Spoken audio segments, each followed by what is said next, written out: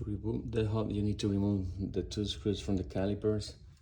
These are 14 millimeters. Then you need to remove the base of the calipers, and they're two 17 millimeters. You remove the whole caliper and then the whole rotor.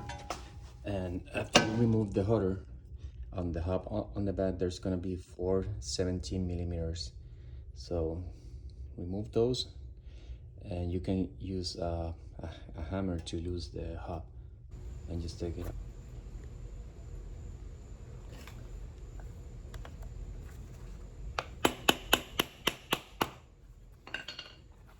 You keep turning it so you remove it evenly.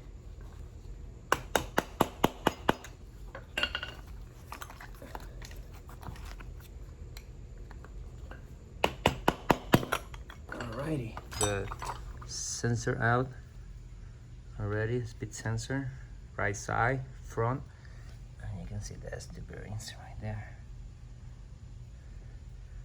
So guys, so I went to the junkyard. I also bought a sensor from eBay.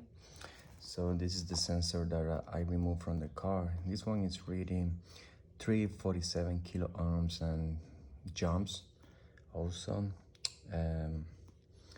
I got this one in the junkyard from a 2010 Is250, and this one is reading 342 kilo ohms, exactly the same as the one from the driver's side. And this one I bought it from eBay. It cost me like 15 bucks, something like that, and it's reading 347, but I don't trust it, so I'm just gonna go install this one and gonna ride the car for a couple of days. If it works, good. If it doesn't work, I'm gonna try the one from eBay later. So I'm gonna be putting it back to the hub. So to put it back to the hub, so we need to put it flush there.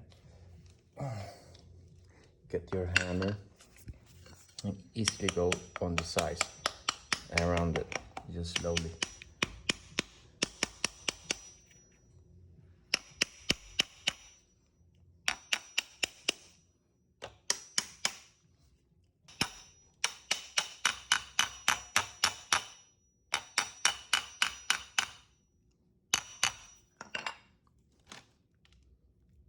Okay, use a little bit more.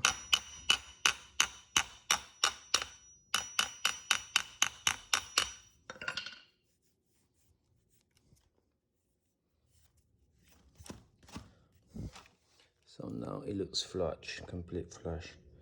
So I'm gonna be installing back to the car. Okay, so now we proceed to install.